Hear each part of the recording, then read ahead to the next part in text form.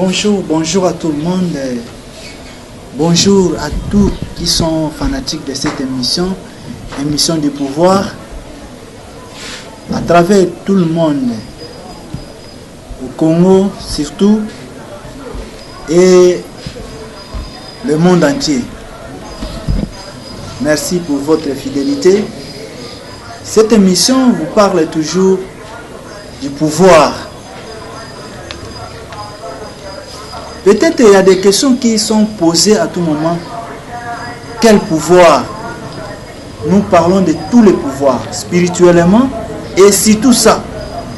Parce que nous parlons souvent de Dieu Tout-Puissant. Et c'est pourquoi, souvent quand je parle, je m'appelle le Tout-Puissant KBA.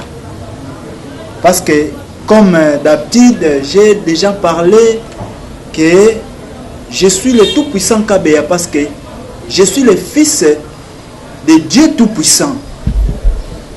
Alors, à travers le monde, tout le monde qui sont aussi les fils de Dieu comme moi, je vous appelle toujours de soutenir cette émission, de suivre cette émission, appeler, et votre contribution aussi peut nous aider. Les questions à poser, des idées à donner. Et comme d'habitude, sans plus tarder, j'ai mon invité, c'est le pasteur Charles, qui est aussi le tout-puissant Papa Charles. C'est avec lui que nous parlons souvent du pouvoir du Congo. La fois passée, on a parlé que le Congo doit être nouveau. C'est-à-dire, nous parlons du Congo tout-puissant. Et comment le Congo doit être tout-puissant? C'est pourquoi à chaque fois, nous parlons avec le pasteur Charles dans cette émission pour vous faire voir comment le Congo peut être tout-puissant. Est-ce que c'est possible? Ou ce n'est pas possible? C'est à cette émission que vous allez découvrir tout qui va nous permettre de connaître est-ce que c'est possible ou ce n'est pas possible. Mais je ne crois pas avec Dieu, ça sera impossible. Je reçois Pasteur Charles. Bonjour Pasteur. Bonjour mon frère KBA, fils de tous sept puissants. Merci Pasteur. Nous sommes des tout puissants parce que notre Père est devenu tous sept puissants, c'est-à-dire tout pour nous. Alors l'appellation de la loi de Moïse.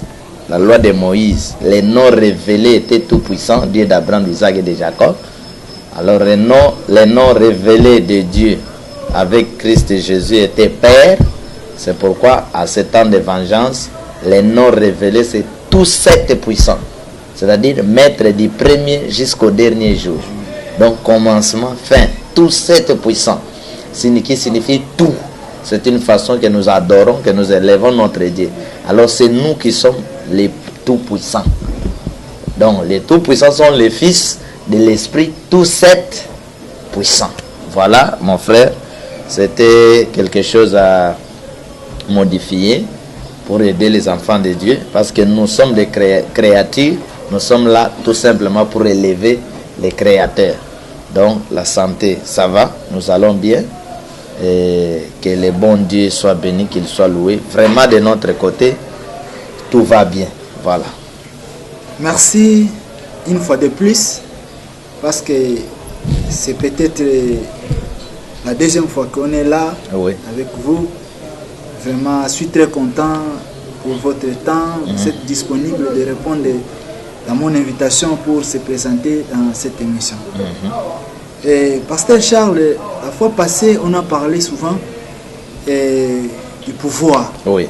Je crois, et nous allons aujourd'hui parler un peu dans toutes les langues qu'on nous connaît, parce qu'il y a aussi des déclarations par-ci, par-là.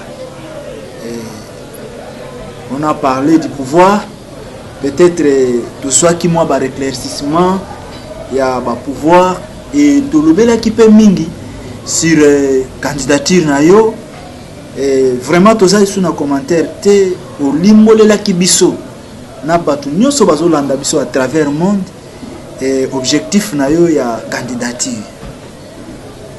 Lelo peut-être question que zonga lisusu soki osa toujours na ko percer que candidature wana ko raté. Normalement, c'est comme vous venez de dire, nous les sauveurs du temps, les envoyés de Dieu, nous sommes toujours déterminés. Il n'y a aucun envoyé de Dieu qui vient sur la terre pour blaguer.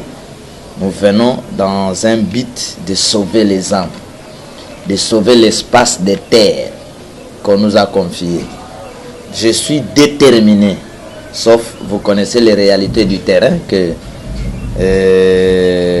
celui qui était comme responsable de la CNI, je crois, Corneille Nanga, qui est en train de faire ce théâtre, il paraît aujourd'hui, il a encore demandé 500 jours.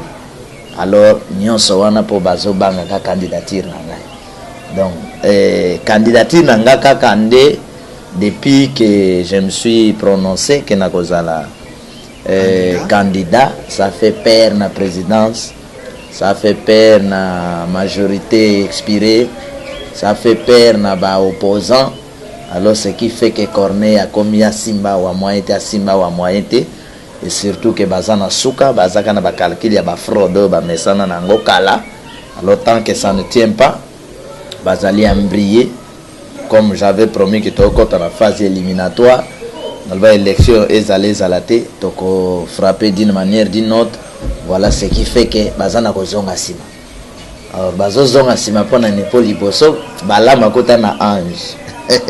Corneille Nanga zana ko zonga sima. Donc azana ozonga sima po liboso balam akutani na ange. Donc koto biso to telemi moye ya leka ezate, ce qui fait que kobanga na bango eza place wana. Sinon soki baza mibali ba cha élection, mais en réalité aussi élection ko tchesa matin na bango que na bango bayeba na kocha élection wana. Donc eko sale matin na bango parce que en réalité na minute oyo ezala Corneille ezala pouvoir bazali sous bazana aucun pouvoir pour organiser l'élection. Okay. Oui, ce sont des produits finis, des produits expirés. Pour organiser l'élection, il y a eux qui ont tombate. Ce ne sont plus eux qui organiser l'élection. Donc bazali sous bazali ko compter même pas ya ko citer parce que bazali déjà bazani sikate. Voilà. Alors pasteur, notre classe politique aujourd'hui émotionnée, mais de part et d'autre, kaka bango ne ba pesaki Kabila pouvoir o yazana molelo. Que non ba sini ba nina bango na premier dialogue o ba kotaki na cité à Oya, deuxième dialogue il y a 5 ans à Sensa. On a besoin de signer de temps en temps que Kabila reste comme président de la République jusqu'à tel point on va organiser les élections. Et c'est eux qui est en train de pleurer aujourd'hui. Mettre la population sur la rue. Que pensez-vous de ça? Merci beaucoup.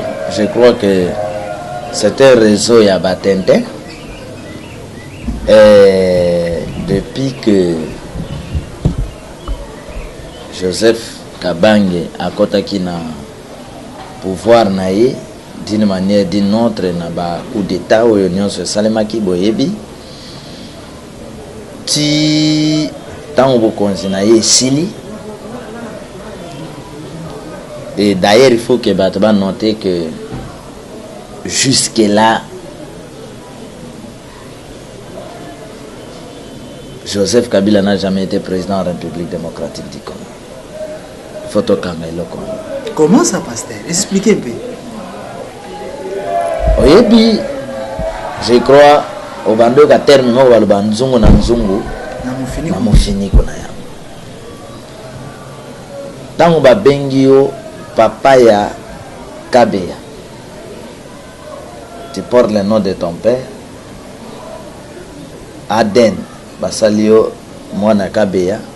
Ton père a besoin de charge na yo classe tout ozana ye na ndako na ye mwana ya Kabila. Ouais. Tango expliquer bato ke professeur tel, doyen tel, en chef Kimbeni atangi sangai. Oko expliquer tala pesa biso cours boy. Bongo. Oui. Quand on parle de Kikwit, so comment na Kikwit? On va oui, Kikwit à la place Boizabo, place Ezabo. Kinshasa, Ezabo. Donc comment? C'est-à-dire quoi? Ce qui va bengi mutu président ya Congo. En réalité, un président de a travaillé à la faveur ya mboka wana. OK. Il faut battre les locaux. C'est très capital, battre comprendre en côté bagozo ngo ngir. Non, vous avez raison, Voilà. pasteur. C'est-à-dire quand on parle de Mosali Nanzambe ya Congo comme Papa Charles, Oui. il doit lutter ya koluka kobika ya Congo d'abord Oui. avant Mamboka Mosusu. Ce qui te kanisi to analyser depuis Joseph Kabila, il paraît est président au Congo en 2001. Si Nathan Wana, qu'est-ce que Kabila a fait pour le Congo? Oyo bako benga ye président de la République démocratique du Congo. 1. Exact. 2. C'est là que les ministres ne sont pas des ministres au Congo. Bazama ministre na Congo te. Bazama ministre na ndenge na bango. Na ya bateau bazangi connaissance. Mais n'est-ce pas spirituel na biso? C'est-à-dire quand on comme na Congo tout puissant, ba comme on a bango eko disparaître. Eko disparaître. Donc ba ozala ko na histoire ko beta te, ba beta histoire na bango, ata na ba classe ne ba beta ba lumumba non. Ba beta ngote. Ba beta ba musée, ba beti mais ya bango ba ko beta ngote. Est-ce que c'est pasteur? Oui, ok. Na koki ko soulever loko moko. Parce que le lobby bango nyonso wana basali loko. Mais il y a quelques-uns où bazomona que oui, Kabila a travaillé, a sali banzela, a tongi ba immeuble. Il n'y a que les fanatiques de Kabila. Oui. Sauf les maîtres, bakoyeb sa vérité. Il n'y a que les fanatiques. Qui peut dire ça? Mende. Qui peut dire ça? Jean-Claude Machar. Qui peut dire ça? Kinkei Moulombo. Qui peut dire ça? Mova Sakani. Le réseau, il y a des fanatiques, il y a Kabila. Bana oyo Kabila beta la fin. Nde bakoki koloba eloko wana. Non poser nazo ngamo na répondre. Ba n'époque ya je crois Mobutu. Oui. Nzela bandundu balobi takizala je crois Mobutu ba sala yango ndenge baloba. Tala nzela wana ya bandundu depuis basala yango. Et ko buka na kan. Plusieurs années. Et umeli pe ate bando bukana omona ke bandambo banzela ezalaki. Mais tant bolobi ke basali banzela yebisa biso mon frère banzela ngo basali yango n'espace ya mandat oyo yazwaki ya 2006 2011 nde na kati wana basali banzela mandat esili banzela buka omoni ke Congo eza mboka mosusu tout ce que Kabila a essayé ki kosala et baby nyonso eza bilembo mokili molimo alakisaka ke moto asili. Ça prouve aussi qu'il n'avait pas l'amour de travailler dans ce pays. Donc, il n'aime pas ce pays. Oui. Donc, il travaillait provisoirement pour tromper la population. Ah oui. Donc ça signifie tout simplement. Donc, on a mandé Sili. Alors, jusque-là, même André Kimbuta. Bazate la liste de gouverneurs et Mboka ou un gouverneur. Non. Bayobeta nzango na bango ndenge bazwaki occasion na bango mais spirituellement parlant ou qui congolais parlant bazali bakonzi na kati ya mboka te pe na kati ya Congo en notre temps élection pe salima na te biloko fo na ajouter yango wana parce que Kabila koti na bokonzi après liwa ya Mosé et dans quelles conditions Mosé a koufi la condition il y a coup d'état azi bokonzi mais natango zi bokonzi après coup d'état ezalaka très suspect au koti na bokonzi Kabila c'est mon père Kabila c'est mon père mboka ya tata na yo médiocre c'est suspect. Or mboka ya tata na ngai oyo na souci na ya kufa faut bato balia faut bato bamela pour souci wana donc nalongola bato image wana souci wana sécurité totale. Or moze ntango azalaki ozwa mbeli kuna okata moto ezalaki te. Au contraire bato mabe bango moko bazongisaki maboko na bambeli na bango na basaki. Okay. Mwana azwi bambeli wana ebimi des questions biso toko poser. Amoni question à poser. En tout cas, pasteur, alors c'est très important. Ah oui, alors élection salima namte. Élection ya qui avec qui? Oui, à liboso wana.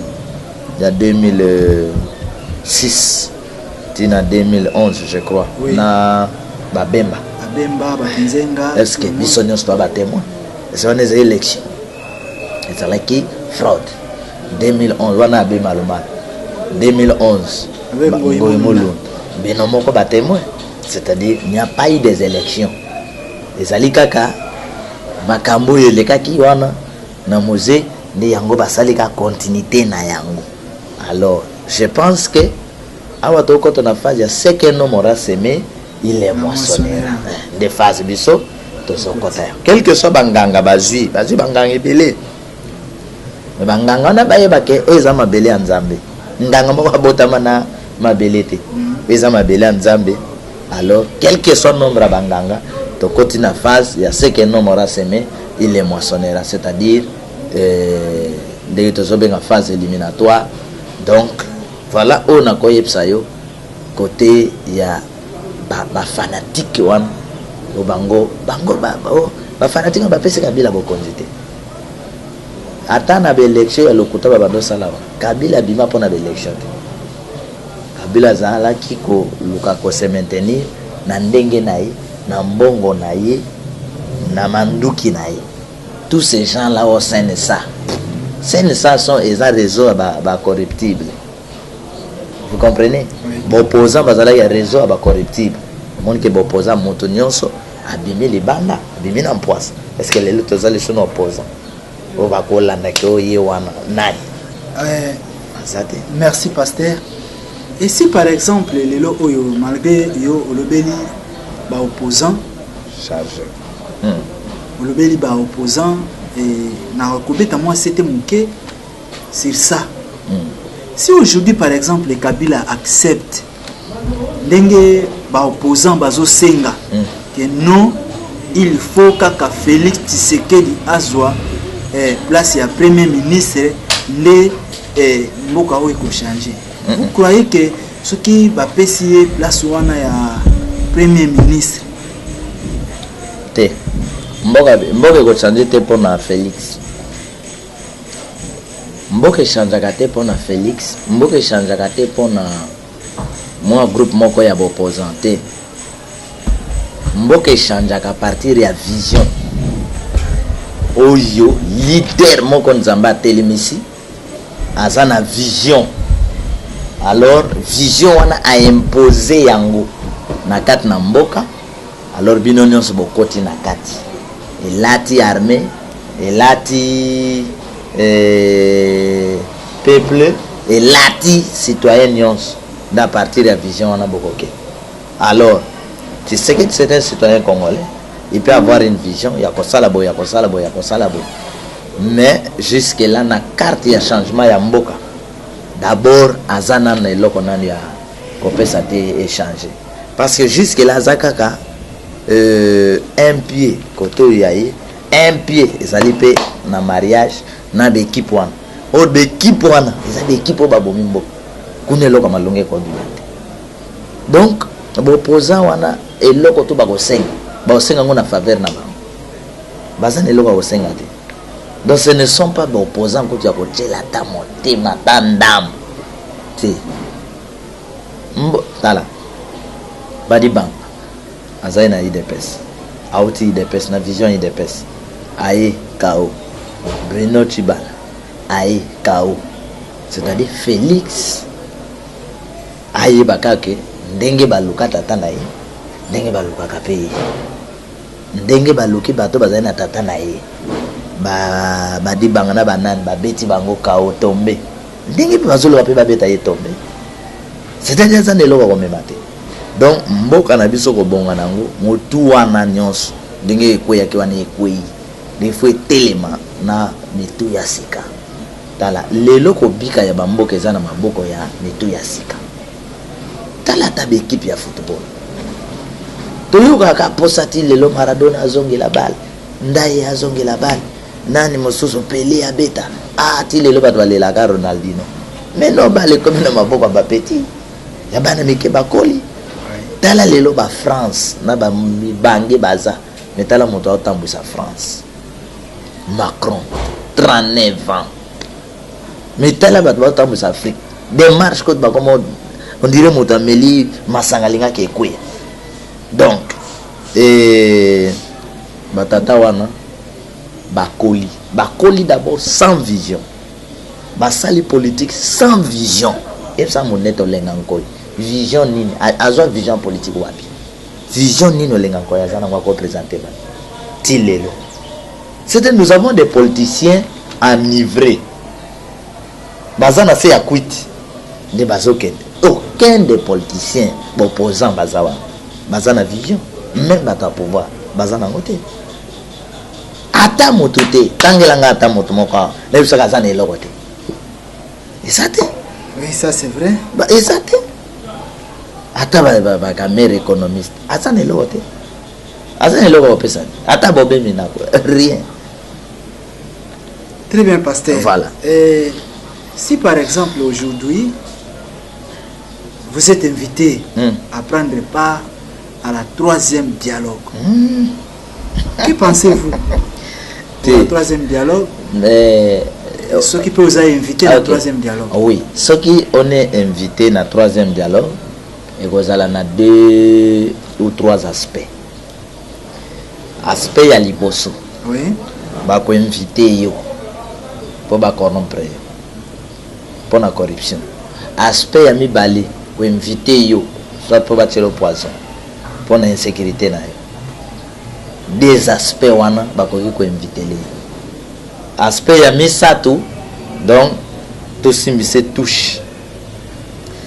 Qu'est-ce que moi je propose dans le lenge ya bateau? Si vous m'invitez, il faut que nga pena pesa bino condition ya likambo to lingi to sala ke na lingi bon likambo to ke nango pe boy nde wana to ko marché mais ya ko inviter nga na ya ko tala ka bino ndenge boza kitoko non non. Très bien, pasteur. Voilà.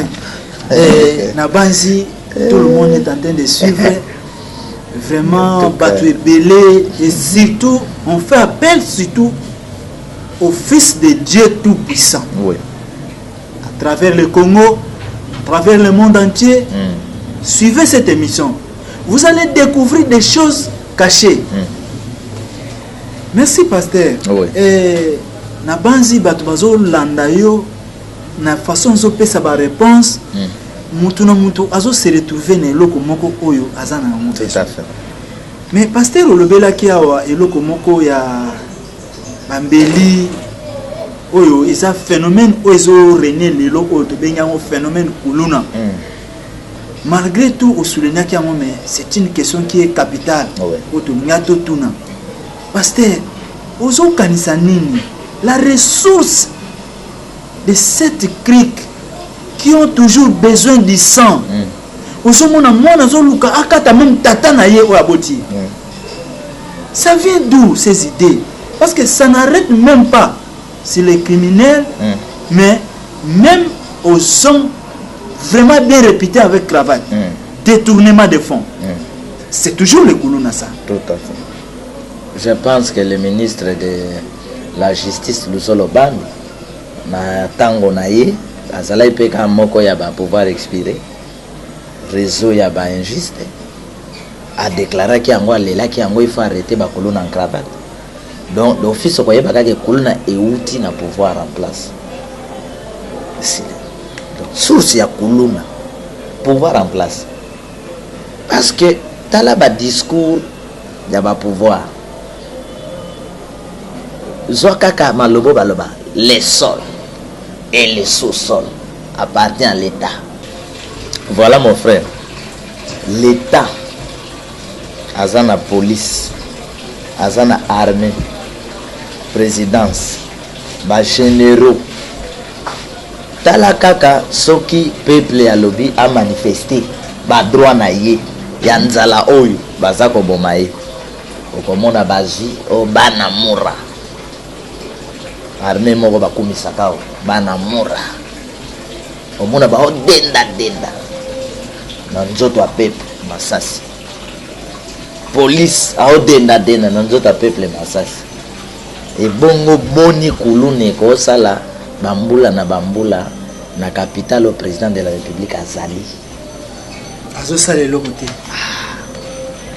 tout simplement pour boyeba ke pouvoir oyo et yaki po et détruire Congo. Na hôtel bilembo wana, banalise wana. Mais bango ba pesa raison mingi que non bato ya droits humains bakenda ko intervenir bakuluna wana. Et bongo tango peuple a manifestaka. Bo opposant soki balobi ba manifester, il dépêche bato de boni, bato il dépêche boni bakufa. Combien de gens lelo bakufa? Combien de bateaux lelo na opposant ba sala makamana bango ba rassemblement combien de bateaux bakufa ba ok côté la bango tina ba permanence na bango et bongo c'est que droits humains wana mona gate bato na bakufa combien de bateaux na est na Kasai na capitale awa na 2016 les 19 combien de bateaux ba droits humains wana ba banga yi bango te ba banga bango kana moment kolona c'est le mensonge pouvoir oyo a corrompa na ba ambassade ba corrompa na ambassade que au cause là na problème au kimina ambassade boy ko yamba yo ba corrompa na ambassade au monde ba ambassade nyo somo za ambassade ko pata na ambassade au monde yaka ka ambassade baza corrompu par les pouvoirs en place. Donc alors raison droits humains on a c'est faux les mensonges.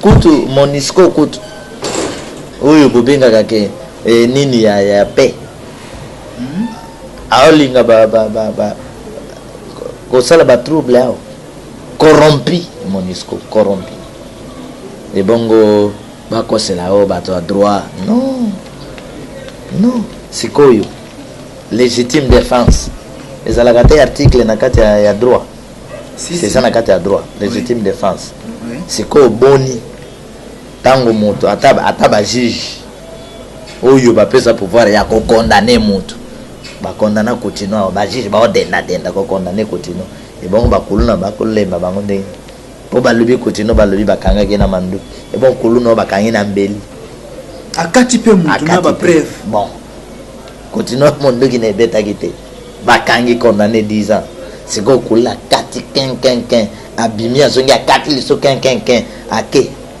de ba magistrat mon ba otana mituka kitoko otonga ndaku na biloko wana mais sort na résultat final ezali donc kuluna ressources na nous c'est le pouvoir en place. C'est le pouvoir en place. Donc tous les sacrifices qu'on est en train de faire c'est la reproduction pouvoir en place. Du pouvoir en place. Pouvoir en place. Réseau à politicien. Na Bandal, il y avait un député. Parmi Batonaï, va sécuriser Kaina Banakulu. Mouta soutenir Banakulu Nawan. Député. Un député. Oui, tout le monde a compris. C'est un pouvoir du sang. Il ne faut pas être étonné de voir chaque coin du Congo. Il y a toujours du sang. Bande konabiso bazo kufa tongo pourquoi? Ezali bilakeli ya pouvoir oyo ezo diriger Congo pour le moment. Ezali ba contrat na bango basali. Toka mwali susute toyeba. Le Dieu nous a donné la grâce de comprendre beaucoup de réalités. Avec le pasteur Charles qui est avec moi ici. Tous comprendre et belé. Tous avoir conscience. Biso bana na nzambe. Bipa nyoso tozwami. oya mi bengami azali mwana na nzambe ye moko se sentir mwana na nzambe. Commençant par les hommes de Dieu et tout le monde qui sont fils de Dieu. Soutenons-nous la main dans la main avec le pasteur Charles qui est avec nous pour aller en avant, pour que le Congo soit un Congo tout puissant, oui, comme on le veut le faire. C'est le temps de la vengeance pour tout le monde, oui, qui aime les enfants de Dieu. Vengez là où vous êtes, oui, spirituellement alors. On n'a plus peur. Non. Parce que c'est le temps de la vengeance. Moutako bangi sa sous mouto azalité. Tu comprends les réalités na bango nyonso. Ba piège nyonso ba tché. Ba ventir nyonso bazo sale. Voilà un peu ce que Corneille Nangaa veut. 504 jours. C'est plus ou moins une année. 4 mois si je ne me trompe pas. Avec 10 jours de supplice. Une année, 4 mois et 10 jours. Or, Tolobaki en haut, bien avant que Corneille a passé le côté, on a prouvé qu'il y a en haut, on avait mission à bande comme Souson. On a lobby AB qui est censé que Yassima Kamakomi AB TV so balle, ma balle perdu. Pasteur, ya protestant, ba méthodiste, Ngoimolo, AB catholique, pasteur, ba méthodiste. A sali podong malumalu kutu alamba ki na yepte so atchaki mungwa ya yesi ko mungwe leki siko na tuni bato basima lilo bana nzambe bate ya ka Corneille Nangaa mondi basali eloko te bongo mondi mina bango agosalani to lo baki ngo avant baoya kama bundi deko malumala si akenda na yeme bisika atake kuna bazotu na ayaki munene Ngoimolo na ye munene Nangaa ye munene batango nyonso bazwaka bango ka kote moko monteke eza réseau mais ndeko na ngai na panzi ke eloko eza motu ya likamiozo eza ne bandela suka toza na phase ya suka to na phase ya suka tongo mo bolala bolamuka esili soso olela lisuti. Merci pasteur. Ndeko moko atuna kinga mutuna ya koyeba. Est-ce que pasteur au coaching na mambo politique vraiment c'est pela qui na ba réponse pesa qui il faut un homme de Dieu azala leader ya mboka pona ko délivrer mboka na biso na misala ya mabe. C'est bien. Mais atuna kinga pasteur vous en a besoin ya ba grade ou ba pasteur bazala kana moté ou comme un jour bishop ou comme un jour na ba grade wana ya minene ya ba pastoral. Zaka penza na besoin na moté. Merci beaucoup. Je pense que grade ya moto ezo makana mosala zo sala. Amen. Malamu tozo grade yo moko. Malamu o mérité grade. Nazalaga déjà na titre moko très efficace, titre ba sauveur, ba défenseur, les applis. Non pas exemple, Saoul roi na Israël. OK. Goliath aya azobeta Israël, Saoul roi, Saoul kanagrade. David qui était rien. Aye abeti Goliath. Ba pesi grade ya koleka Saoul.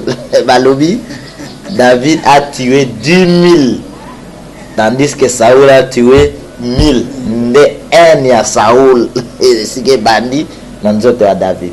Donc peuple moto apesi David grade. Que donc osa plus fort 10 000 fois que Saoul. Au lieu ça la Saoul bien que moko ya mboka nanga alongi sibiso epane so te de biloko to bando mona militaire wa kokenda bundi kimisi ba Rwanda ti bakobenga ya Kinshasa 2-3 jours batinde na ba Congo place bitumbezata malamba koza oyo koza kuna ba beta mais wakoloba ke bon lelo ba Rwanda ba kota. Il y a des choses, il y a la loi auto bengi règlement et il y a le pouvoir. Voilà. Donc il y a des choses différentes. Oui. C'est-à-dire que il faut qu'on mérite yango. Mon début surtout travailler. Oui. Yango mon alingaka ba obengaka Papa Charles. Papa Charles. Ce que quand on parle c'est tout puissant. Et sa vision. Otoza komema pour un Congo. Ba to ba mona mboka mosusu. Ba travailler autrement. Sozo ka ba tout puissant wa. Mais plus nalingaka Papa Charles. Mais musala tellement na osala les musala monene. Bala moko na ko mériter ba pesa ngesika na. Donc voilà un peu parce que à quoi sert Rosa Albert Kankenza Aza bishop Aza évêque général. Albert Kankenza il y a réveil. Aucun grade évêque général. Général donc partout à ce qu'il en général. Mais ça t'as les grades wana. Est-ce que ça général tina catholique? Non. Mais ça grade mon tina te évêque général. Oh si. Nani ndeko rabiso Denis Les prophète des nations. Hein? Des nations. Donc toutes les nations du monde. Toutes les nations y a eu. Mais je ne pense pas il est là. As prophète de toutes les nations. Bishop tel, archibishop, cardinal. Aux hommes ba grade wana, il faut quand même et ça l'a fait. D'abord benga mosengo cardinal mosengo. A pesé. Il faut ça l'a fait. Comment mboka konyo comme abo. Batu na iba monseigneur na Senko, ba beti mboka bale pion. Asana bangoni. Donc il y a des grades et répondre était na ma qualité ya moto mon pesi grade. Donc non. C'est-à-dire tant que le Messi a eu 4 trophées naé, c'est ba ballon d'or. C'est-à-dire bomoni yango a mérité na terrain place à ça que jouer Cristiano bomoni yango. C'est vrai ça. Maintenant de watabi no moko. Donc mobali na mboko yo azalaki capté ba pasteur continuant mobali. Aza mobali Lelo mon frère Kizamina aussi aza na kobunda aza mobali. Parce que pasteur batala a été qu'à côté spirituel. L'église na ndenga okwisa bato notre pasteur. Ndenga opamela ba pasteur msote. Batala ka dimension pasteur na mboka. Po mboka manduki ezaboyi. C'est pasteur a olobani. Ndebeli, oyoka beli. Obakitsa moto. On a tellement devant ba roi, ba Miché, comme un prophète. Christ devant ba Pilate. Aïe ça Pilate, vous avez pouvoir moi l'école nangati. Donc mon frère, des niveaux bisoto yeli yango. Niveau oyoke, baye ba ke kabila za moto. Lokola nga. Ayoka nzala, ngape na yoka nzala. Ayoka pongi, ngape na yoka pongi. Ce qui a besoin de sécurité, n'a pas fondé mériter sécurité. Soit kolata, n'a pas na kolata. Pour nzamba keli mabele kaka pour na été mais pour na biso nyonso. Des soucis na biso égalité wa. Alors, tango politique a dérouté. Maintenant les hommes de Dieu ndé ba kotel ma pour na ko pamela biloko wana nyonso. Catholique piu ni kimbangiste piu ni protestant piu. Réveil piu, c'est quoi ya oyeb sanga ba mibali na likam. Ba mibali wa. Merci pasteur. Est-ce que depuis le début de vos idées à la candidature, toutes les inspirations que vous êtes tenté de décortiquer, est-ce que aux autres soit soutien? Il y a pas ça dans Nzambe mususu ba approcher yo, couper ça yo ba encouragement, soit ko appuyer yo que non. Et allons-y ensemble en avant. Merci vraiment. Nzambe azalo comme pour la question. Penzati. Parce que nazana ko traiter makambo na phase mosusu. Nazana ko travailler na angle mosusu. Makambo nazana ko sala, il est difficile ba pasteur net ya réveil ya protestant ba comprendre ba kota. Mais plus bazo bundisa. Ce n'est pas facile. Et ça le cas là, est-ce que les pharisiens quand même bazo peso chance ya ko travailler pour grâce mon mais quand même à Nicodème bazalaki depuis que je travaille nazana pasteur moko na je crois Autriche papa moko na Autriche c'est un homme de Dieu benganga vraiment je suis serviteur de Dieu je t'encourage na oyozo sala on est ensemble en Angleterre aussi il y a aussi un frère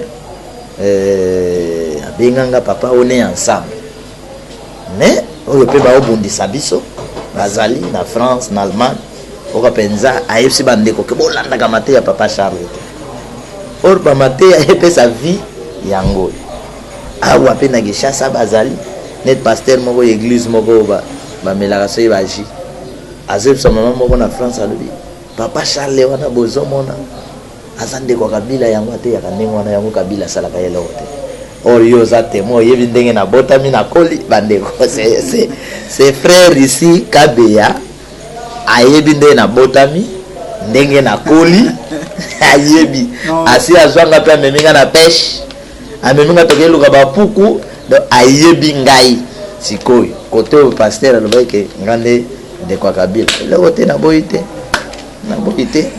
voilà mon frère. C'est notre coutume na Congo, il y a toujours des interprétations. Oui. Mutu na mutu a interprété quand ndenge na je crois que ko kama kalisusu te yango ikoko distraire biso pété. C'est ça. Biso tozo kende na lutte na biso oyo tozali na yango. Na betele le solo moko. Comment toke zando na mama ya amen. Maybe amen, non, mon fils. Oui. To somba la amen et lamba pour anniversaire na moi bané leki. Année passée. Toke place to tellement to somba lamba bande kona biso mo ya baluba mama mo moluba mutando teka. Amoni ngaka boy. Dit oh. Na yoki to te lamba combien? Après c'est pris après atalingati abengi moninga ne mosusu ya moluba ya mobali aye abi ayese na tiluba tala moto zomona eloko anani atalinga lebe abengi liso moninga mosusu ya moluba aye abengi liso mosusu oh mama mena lebe oh problème o biso photo banda ndeko beta ye oh bo banda beta kana salini oh yo de kabila oyo yo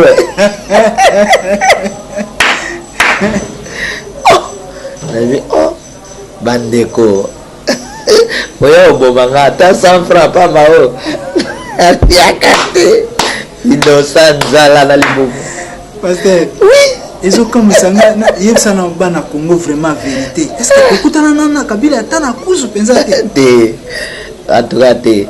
en tout cas non na ezala pe suwe na ngate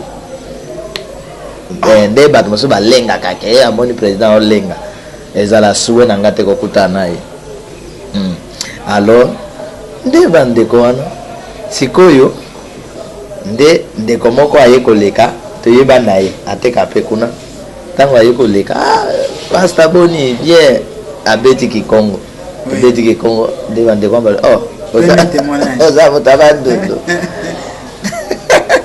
donc voilà un peu makambo eza na kati ya mokili oyo mais je sais pourquoi bamona yanga ndenge wana nga mona yebi na kodévoile yango un jour nayebi pourquoi bato bamona yanga ndenge wana c'est beaucoup de gens baloba na ngai mosusu alobi yo mokolo bato baokima tokobeta yo yo obeta ndeko na yo moni mosali na nzambe babetaka ye kende kobeta bato baoyiba bino biso te voilà mon frère. Et ça là moi entre parenthèses. Oui. Merci pasteur Charles Nandenge au répondre vraiment à l'invitation oyo. Moi ba question oyo mingi zo sunga biso ko kendaka mwa liboso. Pasteur Charles lelo oyo nini penza ya malunga bana ya Congo bakoko retenir ya malunga oyo kokiko ya lobby parce que ba comprendre déjà qu'il n'y a pas élection. Élection vraiment ezalité. Alors bakoko comprendre nini dernier espoir ya ba Congolais koki kozala nini na ba situation tozo parcourir dernier espoir ya ba Congolais koki kozala défense, légitime défense. Tozala kana mokili na pari ya nzambe na pari ya mutu. Naza ko expliquer eloko moko. Talaka eloko moko. Omoni miss nesani. Ekimi. Est-ce que tant miss na yo ekimi po mosapie kota? Est-ce que ça les prière? Té. Ça l'intercession té automatiquement lui son monde qui est danger zoya akangi. C'est ce que les Congolais il faut basala. Par ya nzambe zali par ya mutu eza. Ba pasteur ba mema ba Congolais que ata ba beti bino film bino bo prier. Ata ba nyokoli bino makama politique on etali bino te bo sambela pona ba konti. Notamba ko ba découvrir que ba sambela pona biso nous sommes vivants. To beti bango ba sengel biso mawa. To bongo bango nzal ba sengel biso mawe pa nzam. Biso ye. Alors baso continuer. Bozo bana bango. Biso na monde spirituel aussi to flag mon pépé et sont ba Congolais. Alors vraiment je vous assure que mikolo ezali ko ya ezala mikolo moko ya bitumba. Bitumba. Toi na choité, toi na nzelaka moko ko bunda. Pas entre nous les Congolais, mais ko bunda contre les mercenaires. Quiconque se présente comme ennemi ya mboka Congo. Faut ko bunda. Faut ko bunda ndeko na ngai. Likelele asala libulu pour que bomba. Sans monique logo lingezo ya kontene na libulu. Ake bomba. Ebongo boni toko sala boy. Nani yango aliki makasi? Mutu aliki makasi awazate. Aucun individu akoleka peuple na makasi. Jamais. Jamais. Donc, c'est les choses tozanango ezali bitumba ya kota kole. Mukila molimo ezana biselo. Toko kene na formule mosuste. Formule ya bito. Je sais que le monde spirituel azana ba disposer belé azui. Ba réunion ezana osale ma ndenge na ndenge bozoye bangote. Mais à part yango photo bona bito. Pour après Kabila, tozo ali sosote Kabila mosusu. Ça vient tozo ali sosote Mobutu mosusu. Parce que Mobutu akendaki. Tozo Mobutu te. Tozo plus que Mobutu. Plus que Mobutu. Siko awa Kabila akei. Siko tokoya ko tozo sosote plus que Kabila. C'est le niveau bitumba tozanango. Ezali ya tozo ali sosote plus que Kabila. Tozo mena sauver. Pour mondele azana ba jena. Mondele amona ke ko se plus aba Afrique. Ezali ko longolela bango. Liyanzi po o tshela bango sete moko kuna. Siko ba yebi ke ba Africain ba Congolais soki po ba Congolais baza so Kabila ba omoni lisusu wo to longi mais après Mobutu akende ke to longi mais après. C'est ça notre problème.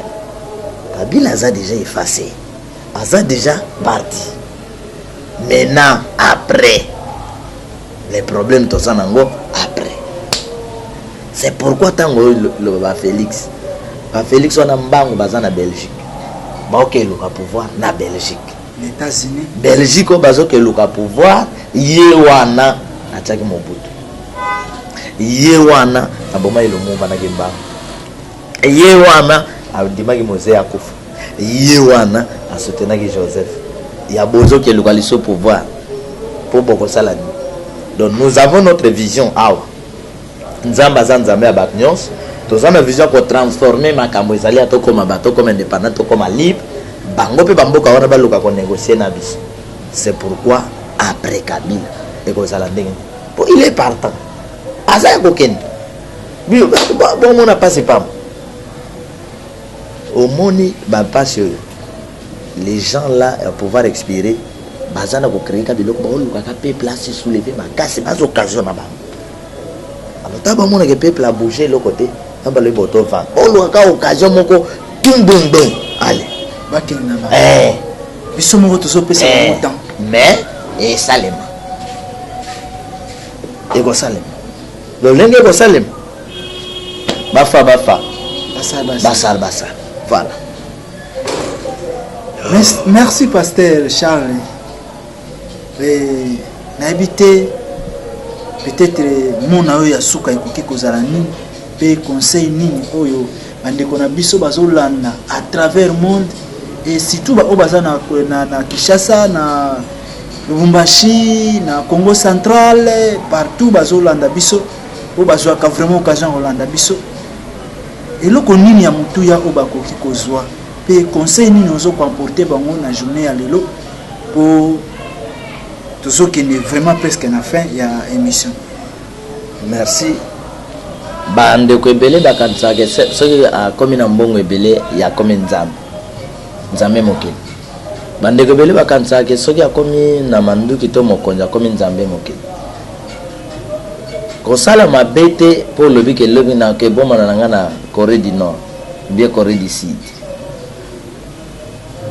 Corée du Sud to du Nord to Chine eza mabele ka lokola mabele otiko babies.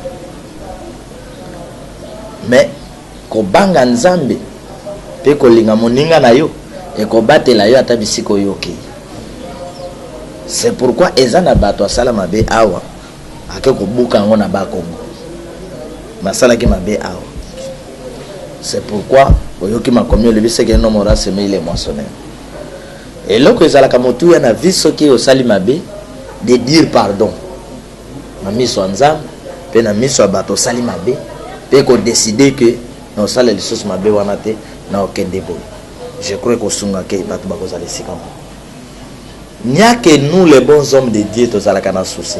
Peuple congolais n'a pas sur moni. Ce que le loisir occasion moko e pesa meli ke eyinda. Bato nyonso mona ba gouverneur ba ko souffrir makasi. Mais bisoka bat na nzambe tozana makoki ya ko batela. Ya ko protéger pe ya ko défendre. Voilà. Mon anga soka ya mwana 00243 89 83 77 536 et un numéro à Papa Charles. Merci Papa Charles na ndenge ko assister ensemble na moi tango muke oyo to partager kabile kitoko oyo ezoko soulager peuple congolais à travers le monde et partout. Nenge balandi biso vraiment na remercier lisusu lelo na ko répondre à l'invitation oyo to komi presque na suka vraiment na peso botondi mingi nzamba bakisa biso lisusu maele pe inspiration e bakisa malisusu ebele po bato bazolanda biso bazalaka toujours elongo na biso pona ko kolisa toujours maele oyo biso photo bunda pona mboka na biso. Je crois to komi na suka. Merci. Merci vraiment à toi. Et merci à tout le monde qui nous suit à travers le monde. Je vous remercie et je vous demande une fois de plus de soutenir Papa Charles, qui est aussi notre coordinateur de cette émission, l'émission du pouvoir. Soutenez-nous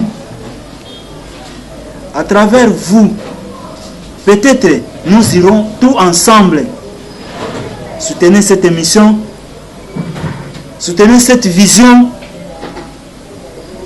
donnez vos idées, beaucoup de questions. J'ai besoin de beaucoup de questions. Posez Papa Charles beaucoup de questions. Peut-être à travers mon numéro, je serai capable de recevoir vos questions, vos soutiens. Appelez-moi à ce numéro 090 30 69 764 plutôt ou encore 089 53 48 019. Si vous appelez, vous allez me contacter. Tout ce que vous avez besoin à poser comme question à Papa Charles, il en aura et vous aurez aussi vos réponses. Merci. Je vous remercie. Okay.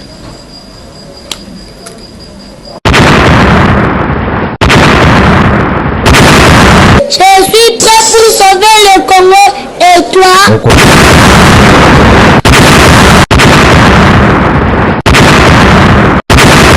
Je suis prêt pour sauver le Congo et toi? Je suis prêt pour sauver le Congo et toi? Pour l'amour du Congo, pas de recul. alors mokili comprendaka biso te. Amen. Mokonzi ya Nzambe ekoya ngongani wana bazoluka bayeba date ekoya po bayiba basala mabe soki bayebi ke ekoya lobi lelo batubela ndenge bokenda na basango.